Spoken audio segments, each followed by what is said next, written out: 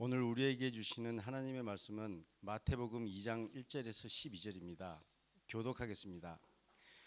헤롯 왕 때에 예수께서 유대 베들레헴에서 나심에 동방으로부터 박사들이 예루살렘에 이르러 말하되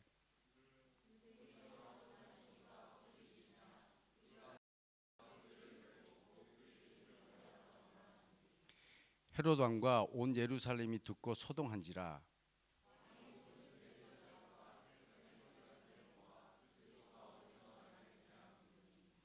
이르되 유대 베들레헴이오니 이는 선지자로 이렇게 기록된 바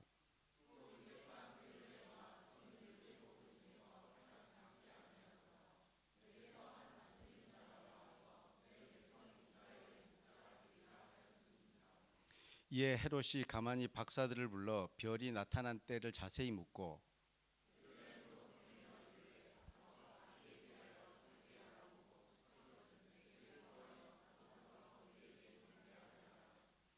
박사들이 왕의 말을 듣고 갈새 동방에서 보던 그 별이 문득 앞서 인도하여 가다가 아기 있는 곳 위에 머물러 서 있는지라.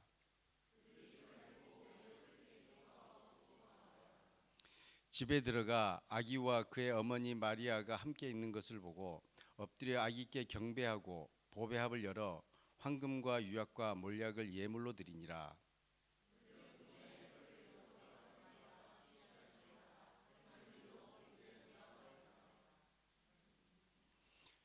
오늘 말씀을 증거해 주실 분은 심영호 목사님입니다.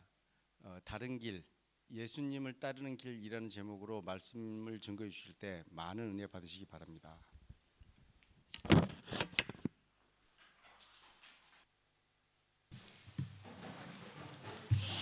할렐루야. 네, 반갑습니다. 오른쪽 왼쪽에 있는 분하고 한번 인사 나눌까요? 참 잘 오셨습니다.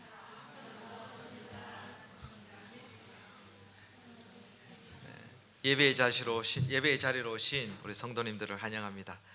한 번 더 인사 나눌까요? 메리 크리스마스.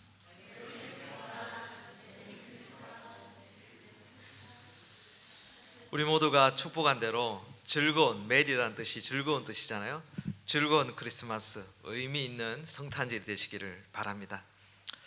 그런데 요즘 일부 서양인들 가운데 문자나 크리스마스 카드를 주고받을 때 요즘 메리 크리스마스라고 잘 쓰지 않고 메리 할리데이즈, 그러니까 그냥 휴가 잘 보내십시오, 명절 잘 보내십시오, 이렇게 인사 나누는 모습을 볼 수가 있습니다.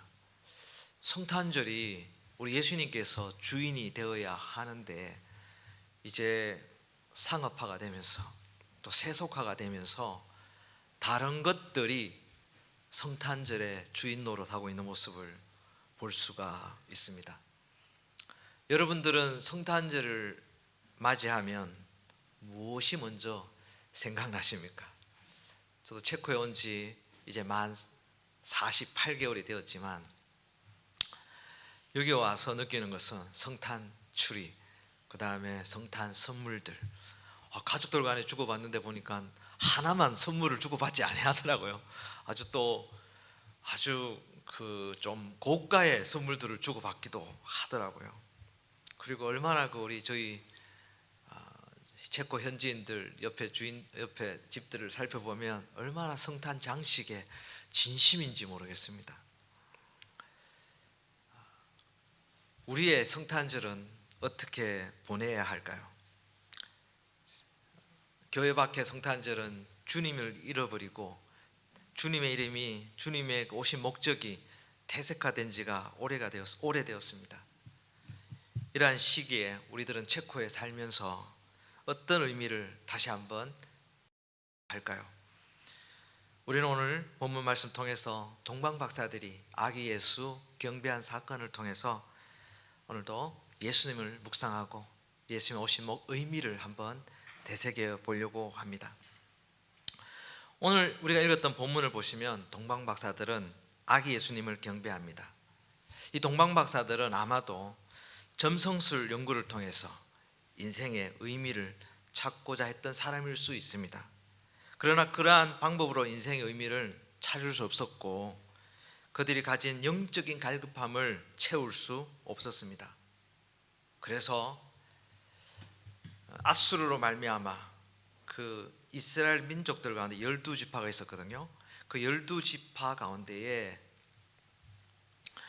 유대 지파와 그 다른 지파들은, 이 두 지파들은 이 남쪽에 있었고 북쪽에 있었던 이 10지파는 아수르라는 나라에 망해서 전 세계로 흩어지는 그런 경험을 하게 됩니다. 아마도 페르시아에 있었던 이 동방 박사들은 그 흩어진 북이스라엘 지파들에 의해서 아마 구약을 알게 됐고 그 구약 말씀을 통해서 주님을 기다렸던 사람일 수 있습니다. 그들은 평소에 볼 수 없었던 큰 별이 나타나자 별의 방향으로 이동하였습니다. 당연히 예루살렘에 도착해서 메시아의 탄생지를 질문하게 되었습니다. 예루살렘 종교 지도자들은 자연스럽게 구약 예언의 내용을 잘 알고 있었기 때문에 정확하게 예수님의 그리스도의 탄생 예정지를 알려주었습니다. 그것은 바로 미가서 5장 2절에 예언한 대로 유대 땅 베들레헴아 너는 유대 고을 중에서 가장 작지 아니하도다. 내게서 한 다스린 자가 나와서 내 백성 이스라엘의 목자가 되리라. 박사들은 대제사장과 서기관들의 그 통보를 통해서 예언이 어디에 있었고 그 예언이 오늘 동방 박사들이 찾아가는 그 현장에 그 예언이 성취되고 있음을 직감하게 되고 인지하게 됩니다. 동방 박사들은 그리스도가 태어난다 예언이 성취되는 그 엄청난 소식에 전율하며 기뻐하며 베들레헴으로 발걸음을 옮기게 됩니다. 그래서 오늘 본문을 보면 저희가 별을 보고 가장 크게 기뻐하고 기뻐하더라라고 고백하고 있습니다. 동방 박사들은 예수님을 뵙고 그가 메시아라는 사실을 믿게 됩니다. 그래서 세 가지 귀한 보물로 구세주의 탄생을 축하하게 됩니다. 여기서 저는 이제 오늘날의 종교 지도자로서 또 종교인으로서 목사로서 참 한편으로 참 아쉬운 대목은 예루살렘의 종교 지도자들은 지식적으로 성경의 내용을 잘 알고 있었지만 그들은 예수님의 나심을 크게 기대하고 있었지 않았던 것 같습니다. 왜냐하면 당시는 로마 제국이 이스라엘을 점령하는 시기였습니다. 그 종교적으로 이스라엘의 가장 어두운 시기였습니다. 이미 나라를 잃고 또 선지자들의 그 예언이 400년 동안 말라기부터 시작해서 이 마태복음까지는 400년이라는 기간이 있습니다. 400년 동안 어느 선지자도 어느 예언자도 메시지를 선포하지 않았던 것이죠. 그러나 또 한편으로 보면 로마 제국이라는 이 큰 강대국이 나타나서 지중해 모든 북쪽, 남쪽, 서쪽, 이 동쪽 이 모든 연안의 나라들을 평정하게 됩니다. 평정해서 그 모든 잘 유지해서 나라가 아주 평정했습니다. 평안했습니다. 아마 두 가지 안목에서 이 이유로 이들은 예수님의 오심을 크게 기대하지 않았던 것 같아요. 하나는 예수님께서 정치적 왕으로 오실 것을 기대했는데 지금은 로마 제국이 통치하는 시기니까 생각도 못하는 거예요. 민족이 흥황하는 시기가 아니었습니다. 아주 패망하는 시기였습니다. 그렇기 때문에 예수님의 오심을 예상하지 못했던 것입니다. 자신의 생각과 자신의 믿음대로 생각하게 된 것이죠. 그런데 오늘 본문을 보면 마치 오늘 본문의 예언은 미가서 5장 2절만 제가 뽑아왔지만 우리가 중요하게 생각할 대목은 예언의 성취입니다. 구약 성경에는 예수님에 대한 예언이 330개 정도 언급되고 있습니다. 많은 본문에서 예수님의 오심을 선포하고 있습니다. 그 중에서 저희들은 이제 신학교 다닐 때에 구약의 예언 중에 성취된 것은 약 300개라고 배웠습니다.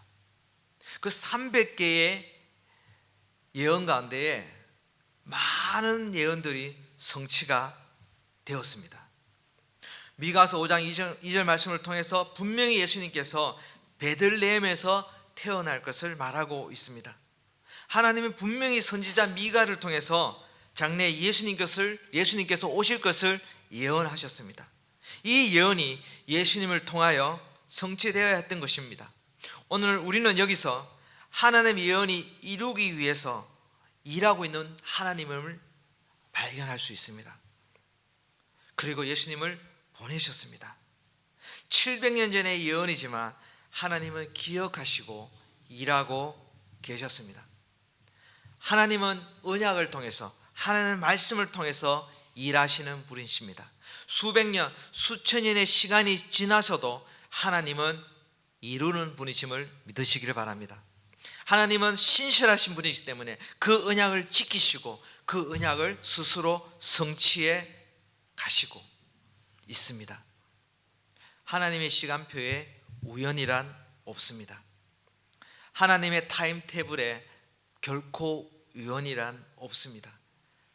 하나님은 스스로 구원의 역사를 이루어 가고 있습니다. 하나님의 백성을 통해서 이루어 가고 있습니다. 오늘도 여러분을 통해서, 예수님을 통해서 이루어 가셨던 주님 하나님이시라면 오늘 우리도 하나님 앞에 쓰임 받을 수 있습니다.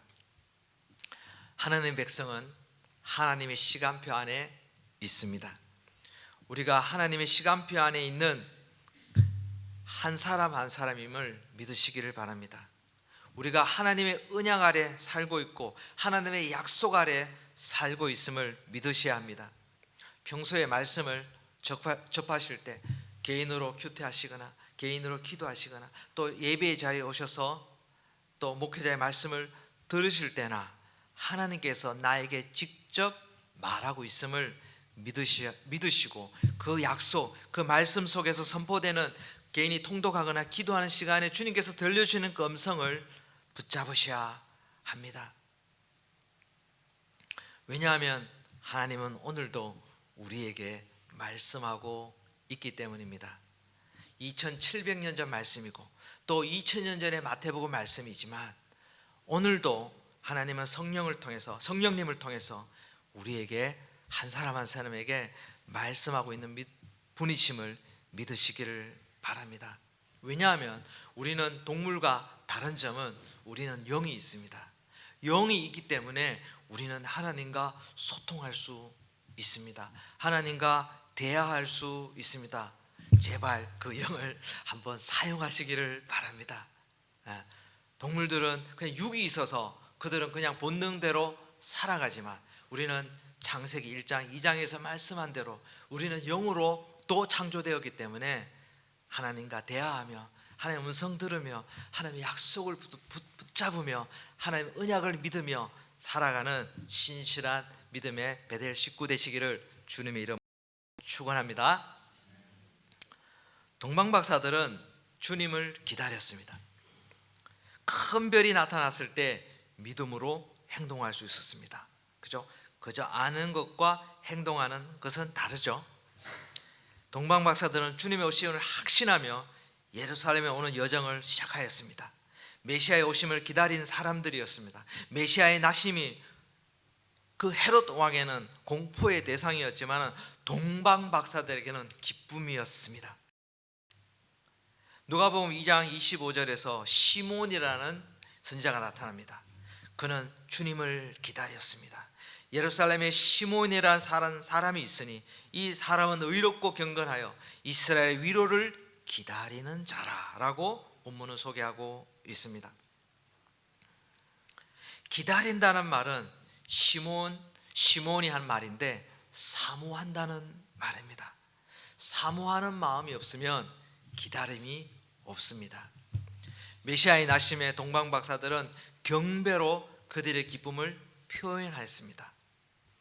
동방박사들은 행동하는 자였고 표현하는 자들이었습니다. 목자들은 천사들의 찬양에 순종으로 응답하였습니다. 오늘 모인 저희들도 주님의 오심에 신앙으로, 우리의 믿음으로 응답하는 이번 성탄절이 되기를 축복합니다. 마리아의 찬양의 고백이 우리의 고백이 되기를 소망합니다. 마리아는 주의 종이오니 말씀대로 내게 이루어지이다라고 고백하고 있습니다. 주님의 탄생을 자세히 소개하는 마태복음이나 누가복음의 내용은 주님을 기다리는 사람들을 소개하고 있습니다. 지식적으로 알고 있음에도 불구하고 주님의 등장에, 주님의 나심에, 주님의 탄생에 둔감했던 대제사장들도, 서기관들도 소개하고, 이방인에 불구하고 그 머정을 와야 했던, 기뻐함에 와야 했던 동방박사들도 소개하고, 사회적으로는 지위가 아주 약했던 목자들임에도 불구하고 주님의 오심에 찬양으로, 신앙으로 반응했던 믿음의 사람들도 소개하고 있습니다. 여러분들은, 저와 여러분들은 어디에 속하는 사람들일까요? 영어에 보면 하나님을 아는 것라고 번역할 때 두 가지라고 우리가 말하고 있더라고요. Knowing about God, 그리고 knowing God. 하나님이 간해서 아는 것, 하나님을 인격적으로 아는 것을 구별하고 있더라고요. 오늘 본문도 이 두 가지 유형의 사람들을 소개하고 있습니다. 하나님의 간에서는 너무나 잘 아는 대제사장 그리고 서기관들이 있었습니다. 그러나 그들은 주님의 오심을 그렇게 기다리고 있지 않았던 것 같아요. 주님의 오심에 대해서, 메시아의 오심에 대해서 둔감했던 것 같아요. 그러나 다른 부류들은, 동방박사들은, 목자들은, 마리아는, 시므온은, 이 사람들은 주님의 오심에 대해서 기대하고 기뻐하고 사모하고 그렇게 기다린 사람들이었습니다. 왜 우리는 주님께 믿음으로 반응해야 합니까? 왜냐하면 주님께서 여러분 한 분 한 분을 인격적으로 만나시기를 원하십니다. 누가복음 15장을 보면 삭개오 얘기가 나오는데, 삭개오는 그저 예수님에 대해서, 예수님의 간에서 예수님이 대해서 들었던 소식을 그냥 아는 사람이었습니다. 주님을 인격적으로 아직 알지 못하는 상태였습니다. 그냥 주님의 간에서 알기를 원했습니다. 근데 주님은 삭개에 대한 태도가 달랐습니다. 주님은 삭개에 대해서 인격적으로 만나시기를 원했습니다. 이 자리에 되게 유명한 분이 앉아 있을 수 있어요. 저도 한국에 가면 선교 보고를 할 때면 설교를 마치고 이제 교회에서 어떤 이제 대접을 할 때에 깜짝 놀랄 때가 있어요. 왜냐하면 어떤 도시는 국회의원이 앉아 있을 수도 있고 또 시장이 앉아 있을 수 있고, 그냥 교회에서는 집사님 신분으로 오셔서 예배를 참석한 거니까. 근데 제가 그분에 대해서 알아요. 알지만 저는 그분에 대해서는 알지만은 그분을 인격적으로는 모릅니다. 근데 오늘 삭개오 얘기를 보면 주님은 우리를 한 사람 한 사람을 알아가시기를 원하세요. 그리고 주님께서 우리에게 기대하는 것은 우리가 주님을 개인적으로, 인격적으로 만나시기를 원하십니다. 그것이 큰 차이점이 있습니다. 주님께서 하늘에서 인간이 되신 성탄절 시기입니다. 주님께서 우리에게 오신 것은 그저 우리에게 구원의 소식을, 우리가 구원의 소식에 대해서 그냥 정보로, 그냥 뉴스로 알고 그냥 느끼는 것과, 우리가 주님께서 우리 집에 찾아오시고 저희 집에 머무시고 저희들과 식사하시고 대화하시고 또 나를 회복시키시고 또 나를 일꾼 만들어서 파송시키시는 우리 한 사람 한 사람에게 아주 좋은 계획과 아름다운 계획을 갖고 있는 분이심을 오늘 시간 우리가 알아야 합니다. 주님은 성탄절에 그냥 그저 오신 것이 아니라 주님께서 우리를 인격적으로 만나시고 우리를 회복시키시고 우리를 귀한 사람으로 회복시키시기 위해서 오셨다는 것을 믿으시면 우리가 신앙으로 반응해야 합니다. 우리는 예수님의 초림에 대해서 2000년 전 그 예수님 오심에 대해서 경배하면서 기뻐하면서 동시에 원하기는 기대하는 것은 오늘 이 시간에 2022년 이 성탄절에 주님께서 나에게 찾아오시고 주님께서 나를 만나주시고 주님께서 나를 인격적으로 함께한다는 사실에 기뻐하고 예배하고 감사했으면 좋겠습니다. 그것이 오늘 우리가 22년에 이 성탄절을 맞이하는 신앙인의 자세여야 할 것입니다. 동시에 주님은 다시 오십니다. 종전에 예수님 구약에 예수님의 예언이 몇 회 소개되었다 그랬어요? 330회. 근데 성취된 것은 몇 회? 300회라고 했어요. 그 나머지 30회는 어디 있어요? 구약의 백성들은 하나님의 백성들은 이 330개의 예언을 볼 때에 그냥 하나의 예언으로 봤습니다. 장래에 메시아가 올 것이라는 예언. 근데 신약에서 성취된 것은 300개밖에 없어요. 나머지 30개는 어디예요? 구약의 그 많은 30개 예언은 예수님의 재림의 예언이었습니다. 그렇기 때문에 우리들은 동시에 오늘 임하신 주님에 대해서 기뻐하며 과거에 임하신 2000년에 임하신 그 주님의 은혜에 감사하고 또 오늘 임하신 하나님의 은혜에 감사하면서 주님의 나심에 대해서 기뻐하면서 주님을 날 인격적으로 만나고 있음에 현재 진행형에 감사하며 동시에 이 30개 예언을 통해서 저희들은 장래에 임하실 주님을 기대하고 고대하는 성탄절이 되시기를 주님의 이름으로 축원합니다. 이 1절에서 12절 사이에 많은 묵상이 있었지만 저는 오늘 세 가지로 요약했는데 이제 마지막으로 제가 오늘 묵상한 중에서 여러분에게 선포하고 있는 주님에 대해서 말하고 싶은 것은 12절 말씀입니다. 12절 말씀을 보면 꿈에 지시하심을 받아 동방 박사들이 다른 길로 되돌아갔다고 말하고 있습니다. 우리가 본문을 읽으면서 헤롯 왕이 왜냐하면 이 헤롯 왕은 사실 유대인이 아닙니다. 에돔 출신입니다. 그러니까 유대인들이 좀 깔보는 그 이방 유대인 지역에서 가까운 에돔 지역에 있는 출신입니다. 그래서 물론 로마 제국이 이제 명령을 해서 분봉왕으로 유대인을 통치하고 있는 왕이었습니다. 그렇기 때문에 유대 지역에서 왕으로 통치를 하지만 정권이 좀 불안했습니다. 왜냐하면 유대인 출신이 아니잖아요. 에돔 출신이기 때문에 좀 유대인들에게 한심을 사려고 그 성전이 없었던 그 예루살렘에 성전을 아주 그 많은 예산을 들여서 성전을 새롭게 지어줍니다. 그리고 정권욕이 있었어요. 근데 갑자기 이 동방박사들이 찾아와가지고 유대인의 왕이 어디서 나시면요? 어디서 태어나시면요? 이렇게 묻고 있으니까 얼마나 놀랐겠습니까? 그래서 동방박사들에게 한심을 사기 위해서 좀 먼저 가서 나에게 되돌아오는 길에 이 소식을 알려달라고 유혹하고 있습니다. 사실은 우리가 그 마태복음 2장 말씀을 통해서 느끼는 것은 헤롯 왕의 이 계획은 예수님을 죽이는 것이었죠.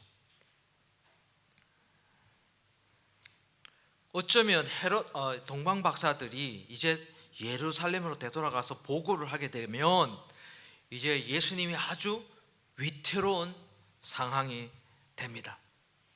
헤롯 왕이 그렇게 부탁했지만 어쩌면 헤로드 왕이 많은 또 여러 가지 한심을 사기 위해서 동방 박사들에게 많은 선물을 주었을 수도 있어요.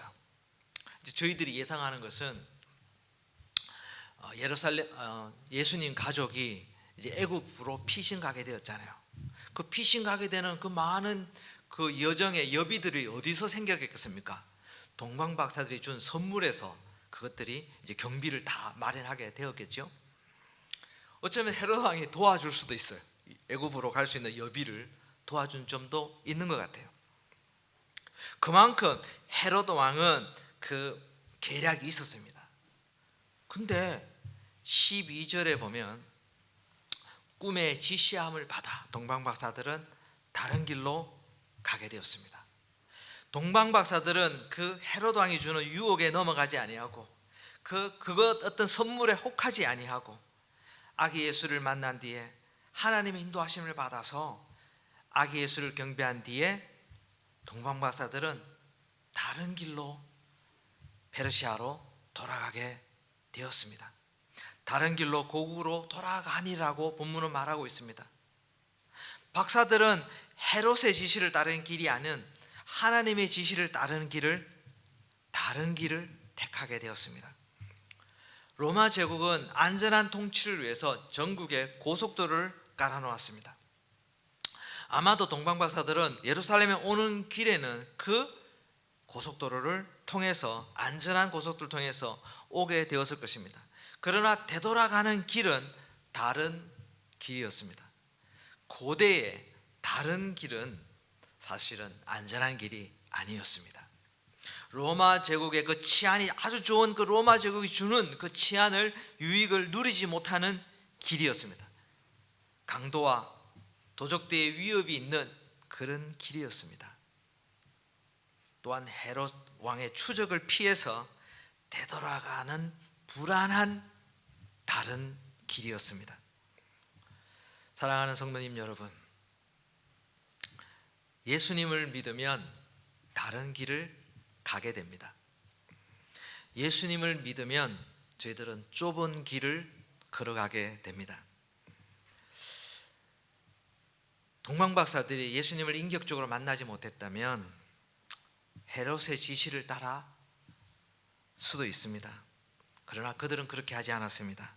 하나님의 말씀을 따라 하나님의 지시하심을 따라 좁은 길, 안전하지 않은 길, 어려운 길을 선택했습니다. 즉 십자가의 길을 선택했습니다. 비록 그 길이 인간적으로 볼 때는 안전한 길이 아니었지만 믿음으로 그 길을 선택했습니다. 우리는 하나님을 지시함을 받는 길이 오히려 우리에게는 안전한 길일 수 있습니다. 인간적으로 볼 때는 예수님 믿는 것이 불편할 수 있고요, 여러 가지 어려움이 있을 수도 있고요. 그러나 우리는 믿으셔야 합니다. 이 좁은 길이, 이 십자가의 길이 우리에게는 안전한 길임을 믿으시기를 바랍니다. 예수님을 인격적으로 만나고 예수님을 따르는 그 제자의 길은 생활 방식이 달라지기 때문에 우리가 이 세속된 사회에 살 때에 다른 길을 걸어갈 수 있습니다. 그러나 그 길에는 영원한 생명이 있음을 믿으시기를 바랍니다. 그리고 그 다른 길, 안전하지 않은 길, 그 좁은 길에는, 그 십자가의 길에는 우리의 삶의 의미가 있습니다. 우리는 그 넓은 편안한 고속도로를 통해서 우리의 인생을 걸어가려고 하는 유혹이 있을 수 있습니다. 비록 힘듦이 있을 수 있습니다.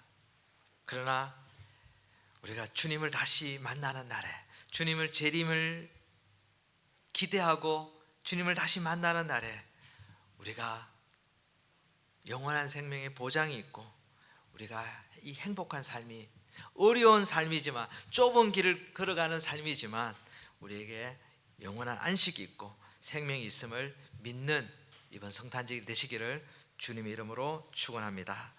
기도하겠습니다.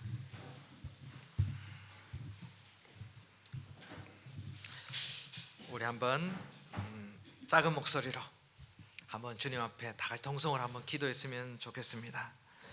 성탄절을 통해서 하나님이 역사의 주관자이시며 우리를 구원하신 은혜가 하나님의 언약 가운데 있음을, 나의 인생이 하나님의 시간표 안에 있음을, 하나님 주시는 그 귀한 약속 아래 있음을 기억하며 주님의 언약 아래 살기로 다시 다짐하는 이 시간 되기를 소망합니다.